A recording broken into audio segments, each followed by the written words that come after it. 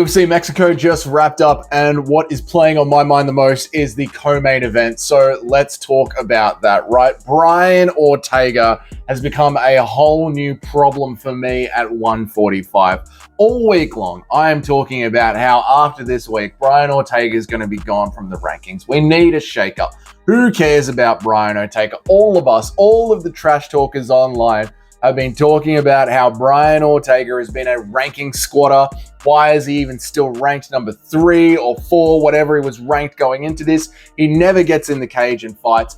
And then before the fight even starts, Brian Ortega is jumping up and down and rolls his ankle. Before the fight even kicks off, he rolls his ankle, and I'm just sitting there like, man, this is a classic Brian Ortega fight night. Here we go. Before the fight's even kicked off, the dude has already injured himself. I'm looking at his physique. I'm seeing no muscle mass. I'm like, here we go. We're about to see Brian Ortega get absolutely stomped. And everything that starts to happen from this moment onwards makes me question my entire UFC fandom.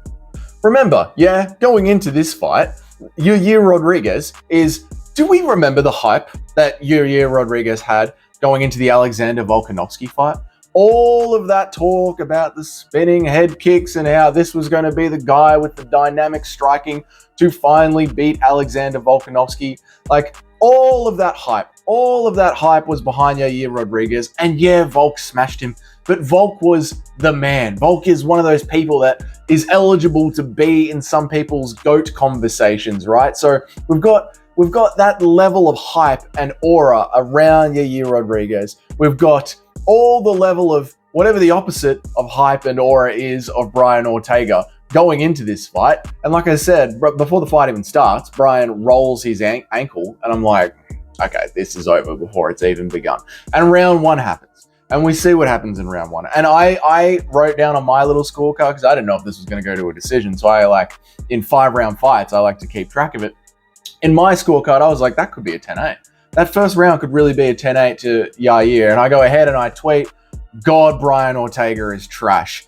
And then the second round happens. And holy hell, Ortega just decides that he's going to win and proceeds to just beat up Yair and control Yair on the ground like Yair was a child. Yair looked terrible on the ground. Looked terrible. He looked unprofessional. He looked untrained in the bottom positions. He did not know how to scramble. He did not know how to put his feet on the hips. He did not know how to control his center and try and pop it out from underneath Ortega. He just looked like he had no business in being in an octagon in a high-level fight. It was such a strange contrast from round 1 to round 2 that by the time round 2 finishes up, I'm thinking to myself, is this the first 10-8 either way that we've ever had in history?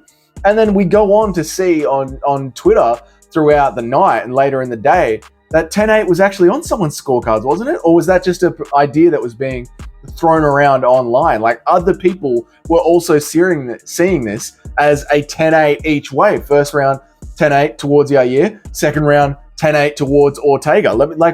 Where is your head on that? Let me know that down there in the comments. Then we get into the third round. It's more of the same, and Ortega has finally won by a vicious sub, jumps into the crowd, starts celebrating with his family.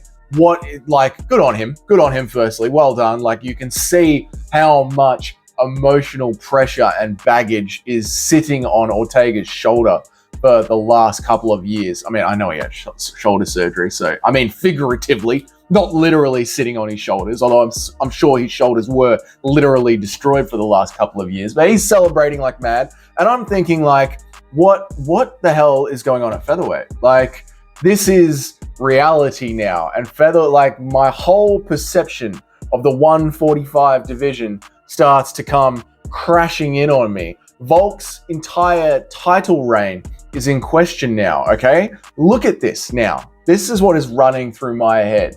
And I tweeted this instantly after the fight as well, like Volk's entire title reign in question. Because I'm looking at Yair, and he's sitting there like a child that has just been handled. handled. He's sitting there like he doesn't understand what has happened to him, and I don't understand what's happened to him. So you look at Yair Rodríguez and Volk's win over him. Volk should have steamrolled him. So it's sort of like okay, that's fine. Is Ortega as bad as we think he is? And that win for Volk is just a free win? And that win for Volk against Yair is just a free win? Like there's no real legacy or name value next to those names? And then you work down Volk's list some more, and the win against Zombie, like Zombie was literally on his way out the door. Zombie, people were questioning whether or not the Korean Zombie should have been in there against Volk when that fight happened. So that's sort of another nameless win against Volk's record. And then you're looking at that second win against Holloway that Volk had, and some people don't even consider that a win for Volk. And suddenly you've got the Yair win, the Ortega win, the Zombie win, the second Holloway win, and these are just empty names on Volk's resume. Good God. Like, I know revisionist history is not the right way to do this for Volk's career. Volk's one of my favorite fighters, but when you start to really think about it, it doesn't look good, does it? And Ortega's win just feels like, what is the point? What is the point of Brian Ortega now? You know, Ilya would kill him, you know, and Ilya Topuria needs a fight. And I do not want Ilya Topuria's next fight to be Sean O'Malley. So Ilya Topuria needs a fight in his division, and Brian Ortega was ranked 3rd or 4th, and he just won. So is that just book it so it's booked? Is this sort of like a fight so we can just get it done? You've got Movsar Evloev, but it feels like he needs a bit more of a bigger, better win for a title shot, and Ortega would be perfect for that. But I mean, Ilya needs a fight booked now, and Holloway is busy up at lightweight at 155. Like, Holloway being unavailable really messes up 145. In fact, Holloway just in general messes up 145. Like, when he's there and he's busy knocking off the contenders for Volk, Volk is left looking around like, all my number one contenders are getting beaten by you, Holloway, and I've already fought you 3 times, Holloway. Can you go away, Max Holloway? And now Max Holloway has gone away, but unfortunately so has Volk, and he's coming off 2 knockouts. He needs time to recover. This is the perfect time for Max Holloway to be available at 145, and he isn't. He's busy. Like, geez, the timing never works out properly, does it? So if you go Ortega versus Evloev, who fights Ilya? Who fights Ilya? And if you go Ortega versus Ilya, what's the point? I guess the point is, it's MMA. Anything can happen. Like, if 6 months ago you would have told me that Sean Strickland would have become a champion against Israel Adesanya and then lost it, and Holloway wouldn't even be competing at 145 anymore, and Volk's entire 145 GOAT conversation would be up for debate, I would have told you that you were completely mad. Completely mad. But that is the world that we live in. So what do I know? I can't believe I'm saying this, but Aljamain Sterling, we need you. We need you to win. We need Aljamain Sterling in here to spice things up and have some movement. You know what I mean? So whatever. I don't know. I guess Ortega wins. I would say Ortega versus Arnold Allen, and do Ilya Topuria against Movsar Evloev. I mean, at least that way there's some parity, there's something new, and we just need to wait until 145 becomes a little bit more clear. And what I mean by that is, when's Volk coming back, and how is he going to look when he comes back? Is Holloway going to come back after the Gaethje fight, and how is he going to look after the Gaethje fight if he survives the Gaethje fight? Is Sterling going to hang around at 145? Is he going to beat Keita? How is it going to look? We need time for the division to just percolate a little bit more. So why not do Ilya versus Movsar Evloev? It's still an exciting fight. It's an interesting fight. And contenders have been giving title shots off less. You know what I mean? Like, Islam Makhachev got given a title shot off Bobby Green. Yeah? Khabib won his title against a bloody New York real estate agent. So there's been worse title contenders. And that's fine. That's the game. We got to get it moving. We got to get something interesting happening.